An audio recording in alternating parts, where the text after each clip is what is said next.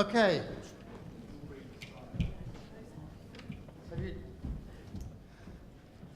There's quite a box full of visual aids up here. I hope there's some nice goodies.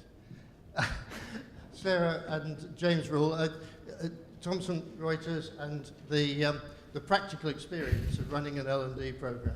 Over to you, Sarah. Thank you very much. Hello, everyone. Well, thank you very much for joining this afternoon. As I said, my name's Sarah Harrison, and I'm a manager within HR operations. And my primary responsibility is looking after the learning management system for Thomson Reuters. Hi everyone, I'm James Rule. I work in MIS, which is our Management Information Systems Department, and I'm the head of HR Talent Systems. So just to give you some context about what we're going to be talking about today, we are going to be focusing on the technology in terms of making sure that particularly e-learning and online content is accessible to your employees. As you'll see, we're a global company, so this is something we've had a lot of experience in and a lot of challenges around. What we won't be talking about is the specifics of making that content applicable to a global audience and making sure that it's developed and tailored to those different sets, though. Okay. So just to give you a little bit of background about Thomson Reuters, we specialise in providing intelligent information to the businesses and professionals. Many of you have probably heard of Reuters News and journalism, but we also provide financial information to the markets and also serve professionals within the legal, tax and accounting, healthcare and science sectors. Just some at-a-glance figures there. Last year we had just over $13 billion US, 55,000 employees in 100 countries, and a headquarters of a nice building in 3 Times Square, which HD. Let's see if this works. No, wrong PC.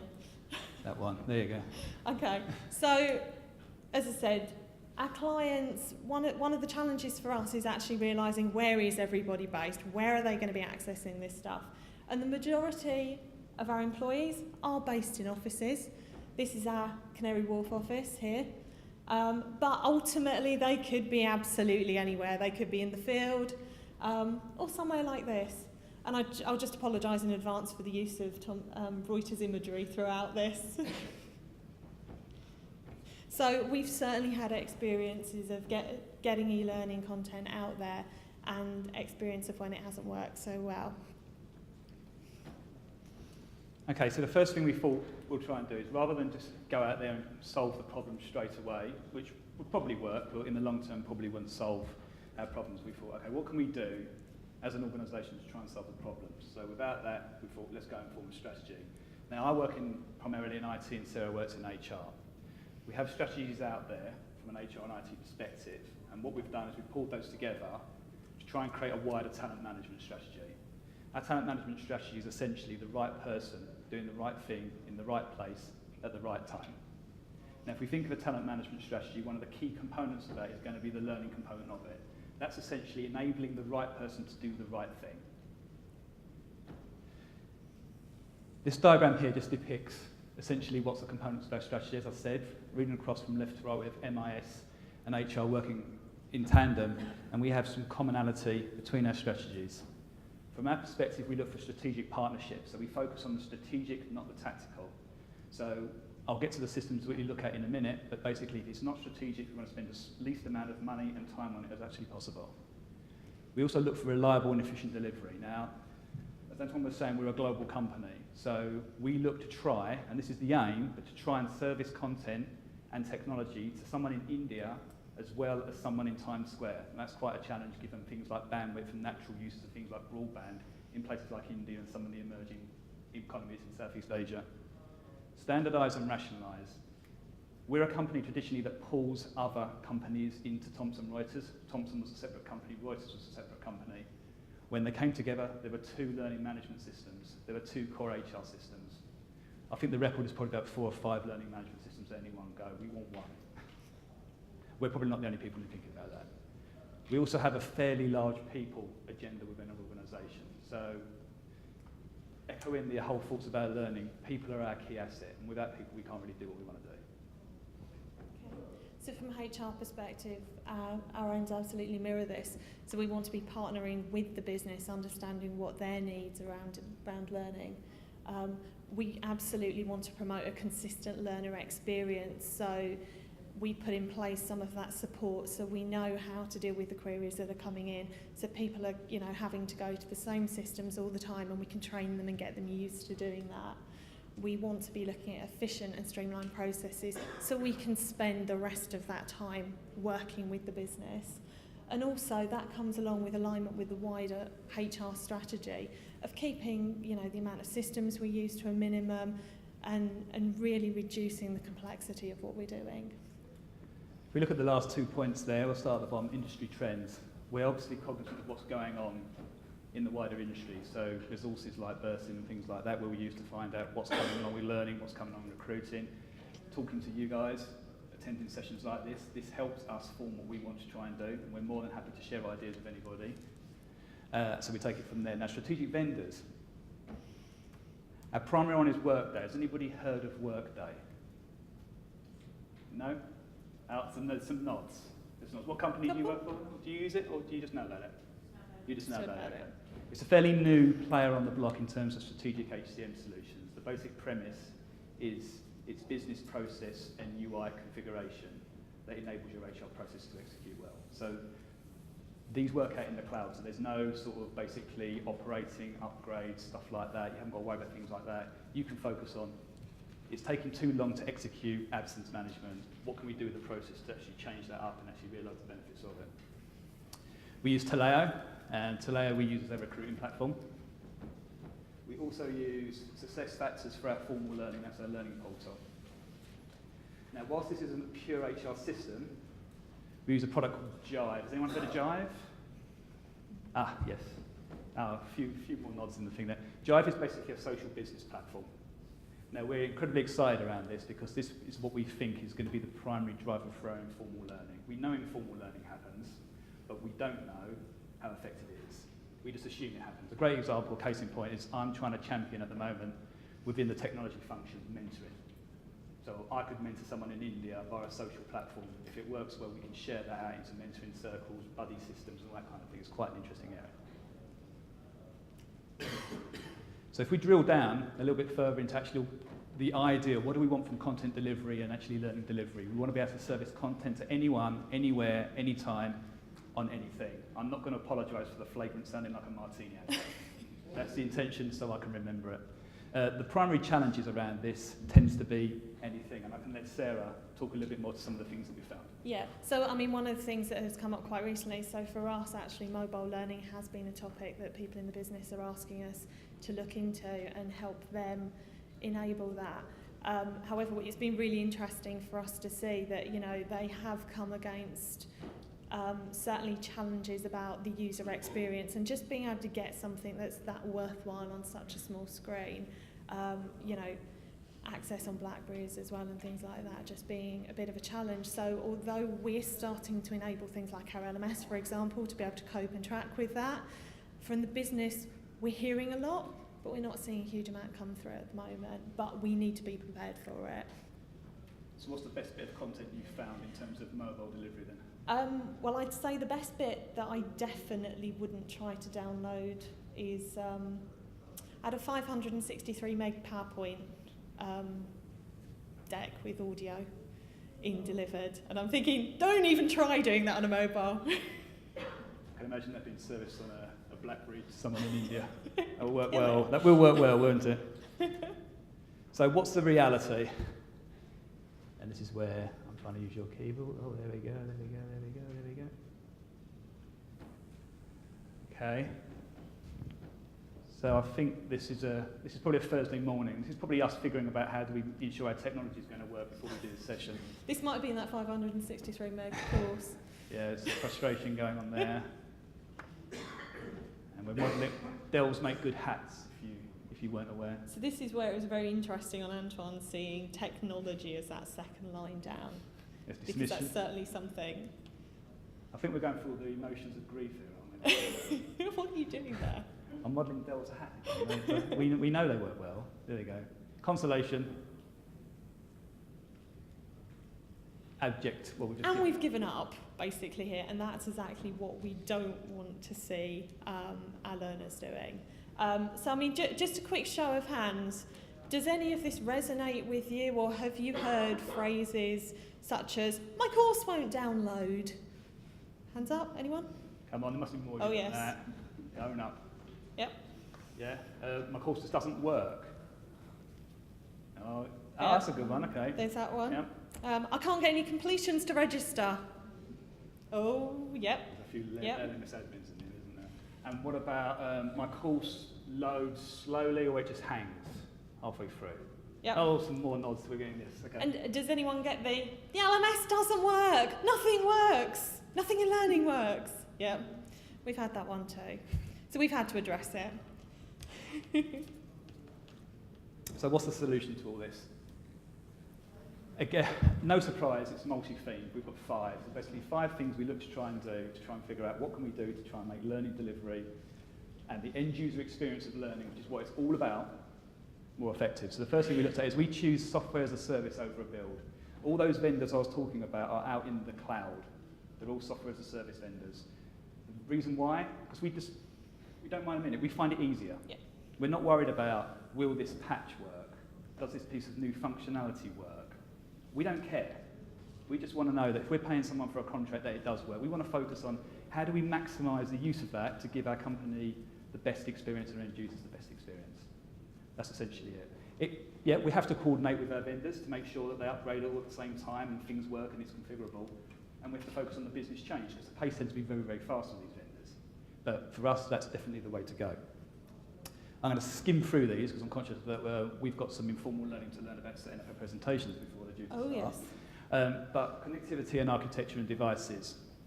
Essentially, we have a global audience and we end up with a pretty standard content model.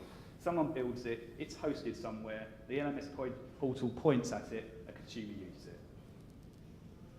Originally, we had one content server in London trying to service content to everybody in the world. That was great if you was in Times Square, that was great if you was in London. If you're here, or here, the experience was dreadful. 3 times, 4 times, 5 times worse? Yeah, and that's where we were getting all those complaints from when we actually drilled down into what was happening. So what do we do? Okay, we thought we'll replicate the content around the world. Pretty simple thing to do. So basically it's all the same, and the content is served from the most logical place to give the end user the best performance. And from a user perspective, what's been the outcome? Yeah, so basically what we did after we put these in, we tested with people, real courses, real life people that just go in and use our LMS, for example, or our content, and we basically got them to launch a course before, see what the experience was, and then did it all again after we put this in. And when we looked at it, we had about a 2.5 to 3 times increase in performance after we'd actually done that work. But what that means that we're doing now, so that's improved it short term, certainly, but what we're trying to do is, as James said, make sure that our content vendors are also now in the cloud. So, for example, we've got a catalogue of e-learning that people can just pick and choose what they need to from Skillsoft. We make sure that they host our content. We don't need the headache of doing that, and it means that it's on an Akamai network where they can just pull it from the closest place. We also pull things in, for example, from some of our company intranet sites, like the Jive platform that James was, and some of that's pushed out as formal learning at times. The other thing is we're actively trying to encourage our business to move in that direction, so our content is hosted outside our firewall. So we're trying to get rid of any restrictions. So people, you know, they may not be using BlackBerries or iPads yet, but we want them to be able to get onto their PC, log on without having to go into any firewalls or anything like that and VPN in. So take away those restrictions as much as possible. And in the end, we're hoping that that will lead us to be able to open it up so people can take advantage of the mobile learning factor. I mean, the interesting thing is for us, it comes back again to the outcome. We don't want to worry about the platform or the technology. We want to make sure that a piece of learning that we buy or use, someone builds for us, gives us the outcome we want, not necessarily with whether or not it will work. And it's interesting because some of the vendors downstairs are talking about being able to broker out the training to anybody on the internet to build the content for you and host it out on a cloud solution. So that's almost like a content broker now, which is actually quite an interesting area for us to explore. Yeah, but at the end of the day, technology is not going to be able to do this all on its own. One of the other major factors that we found was more around the processes and the content development itself. So just in terms of processing, we found we have problems with things just not set up properly, just not working properly, broken links. So we put a huge amount of work in terms of making sure that our content developers knew how to publish our content to work with our LMS. Nothing fancy, just simple documents. Let's talk them through that. We spent time with our administrators making sure that they knew what made a course not work and how to fix it and make sure that it never happens again. So we went through that. The other thing that we've had to push back on the business on, especially when you've got a course, for example, like our compliance training, which we have to get all of our 55,000 employees to do online, give us time to test it. Make sure that you don't just test it on your desktop and think it's going to work that way once you unleash it onto the company.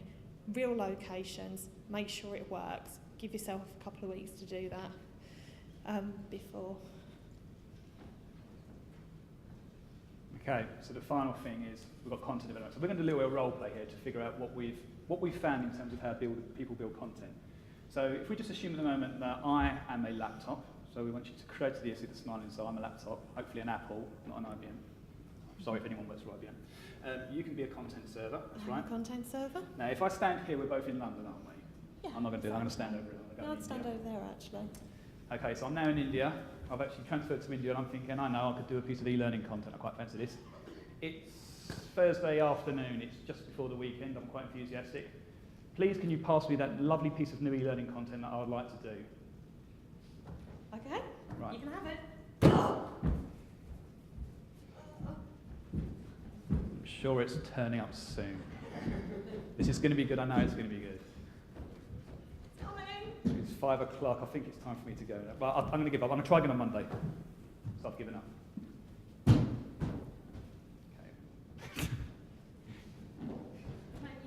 Sorry, I made you give it away. What's happened there?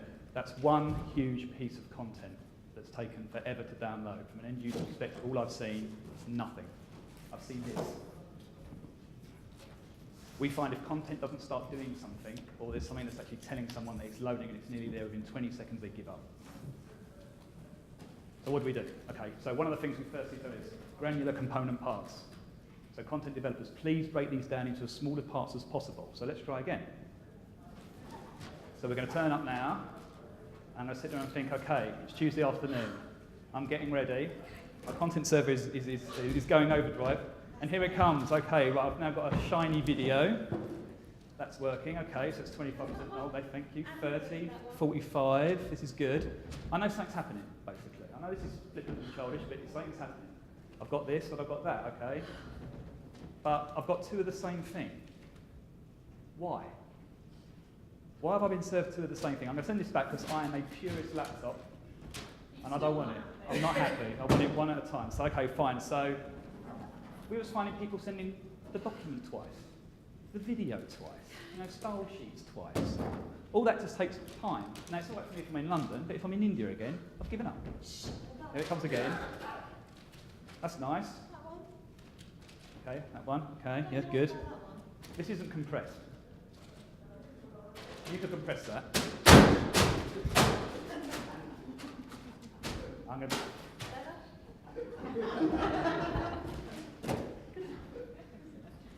I'm going to be very careful what I say to my content server. I think I'm agitating them. Okay, so we'll assume that this one's compressed. Okay, this one's nice, yeah? Okay. Thank you. I've got no duplicates, and I've got everything else. Okay, so send me the rest of my learning package, please. So I've got most of it now. Anyway, thank you. And I've got this, and oh, this looks nice. What's this? Pretty. It's very nice, but I'm sure I don't need it this big for a piece of e-learning. This is like a 3 meg image. Can I have something a little more appropriate for the content, please? I'll come to you to get this one. See, that's more like it. Oh, we've even got this one packaged and protected by WinZip for password. There you go. Again, compression. It's simple. Why? We were finding things like video content with a video from one of our CEOs sitting in there in glorified full HD practically. Why? If it's just a message about why someone needs to do this kind of learning content, why can't it just be small and compressed? The best thing, why can't we just have see the video, but if this isn't loading, here's the transcript. Yeah, and this is exactly what we find. I mean, for example, we found in one of our Australian offices, courses were getting to that point where they hit the video and then just wouldn't work. So we were getting like, you know, nothing works. This isn't working for us.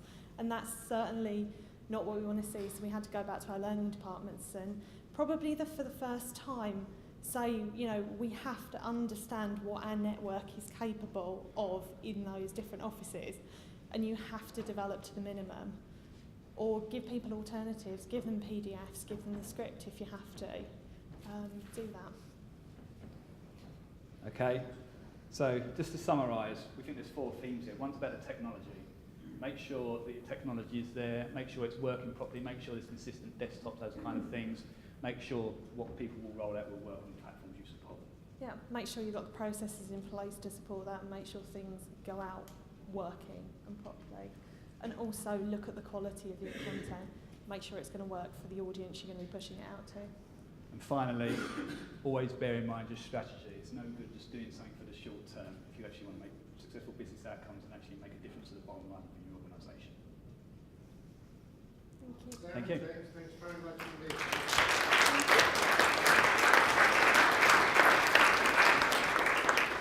I'm sure we have lots of questions for you, so who'd like to go first? Sir. You had Talio and SuccessFactors. Yep. Why both? Why not integrate and go with one? That's a good question. It's a good question. Now, our strategy does look out 2 or so years, and I'm confident when you're using multiple HCMs and using components of each. Now, traditionally, we take best of breed. All I'll say is those platforms may not be best of breed in a year, 2 years' time. At the moment, we're about pretty much a third of the way through a large Workday implementation, so that's on our plate. But there's nothing stopping us looking to see, do we move one to the other, SuccessFactors to Taleo, do we look at Cornerstone, do we look at whatever? It's basically open to our interpretation. It's really legacy from the 2 companies coming together, and just that we haven't got the bandwidth to make anything about it. I'm going to chip in with the next one. It's that international L&D, and you think there's going to be stuff in here that I can. There's going to be language. There's going to be culture in there, and you haven't mentioned it. and either I'm thinking they've got a no-brainer solution to it, and therefore I want to know what it is, or you haven't touched it. Which is it? So what we firmly believe in is letting the expertise lie where it sits. So we've got learning departments within our business, and those are the guys that are responsible for looking at those business needs and then developing the courses as appropriate. So, but from a HR and a corporate perspective, we absolutely have to make sure that those guys have the ability to push that learning out and make sure that it works and take that headache away from them. So push it out in English and then Greek culture and language local. Yeah, well, I mean, they will come to us with the courses as appropriate. A lot of our courses are actually in English, it's our company language, but we do see things that go out, for example, in Japanese, Chinese, different local languages, dependent on what that business area is looking for. Okay, thank you. Who's the... Can local administrators upload content as willy-nilly as they want? Therefore, you're getting multiple titles of the same content, and it just 3 years' time becomes a mess. Yeah, we do have challenges around that. So we've got a central team that looks after content for the business, but we've got certain large groups who, because they're such high volumes, do have access, for example, to load courses in the system, and that is a real challenge for us that we're trying to address. Is historically they've all been quite separate learning departments.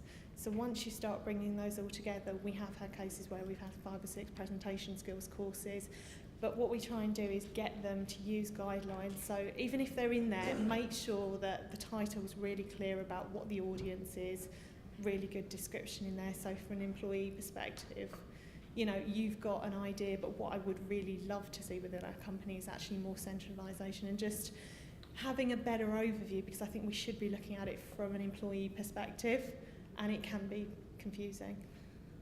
So your recommendation would be to have a centralised administration service? It's always going to be a balance. I think some things have to be held corporately, but you've got to have someone with an overview that at least looks at it from that learner perspective, can say, you know, there's too much in there, it's too confusing. Okay, any last one? I'm conscious of time, so very last one then. Thank you very much. Do you ensure that you can track all of the learning that is taking place, and has your IT strategy posed any challenges in that respect? Take that on me. Yeah, okay. I mean, the short answer is, from an IT strategy perspective, I literally let the actual business decide what they want to do. Now, obviously, if they want to track every single piece of informal learning that ever occurs, I would suggest they probably shouldn't and don't need to. So I'll frame it like that, and I'll also explain to them what we can and can't support. So in other words, if people want to do HD video everywhere, that's not going to work unless we use one of our more rich media, Reuters news channels, basically. Yeah, and what we do get a lot is, you know, obviously learning where the business are deciding, you know, 80% quiz completion, you need to view 80% of the slides, and that's decided very much on a course-by-course basis. But what we do try and do is encourage people to actually give the learner an idea of how to complete a course, because one of the things that we do find is you get people coming and saying, hey, this hasn't completed, when they have to complete all the slides and pass the test, and they've just gone straight to the test at the end. I do think one of the evolutions, though, which will be within the business unit, is saying, do you need to track it or not? Yeah. And then the follow-up question, which is we ask sometimes at the moment, is why? So basically, if it's yes, you do, because it's legal, it'll go on the learning pools. If it's not, if it's just something that people can do, and we want to know they did it, but we don't really care like formally that they did it, it'll probably end up on our social business platform ultimately, like a PowerPoint. Yeah, people read it or they don't. It's entirely up to them. Ladies and gentlemen, I'm very conscious that Tempus has fugited on us, so I'm going to draw the proceedings to a close. I'd like to thank very much Sarah and James, as well as Antoine, for some excellent presentations today. They will stay here until you've finished asking them any subsequent questions. But ladies and gentlemen, thank you very much indeed.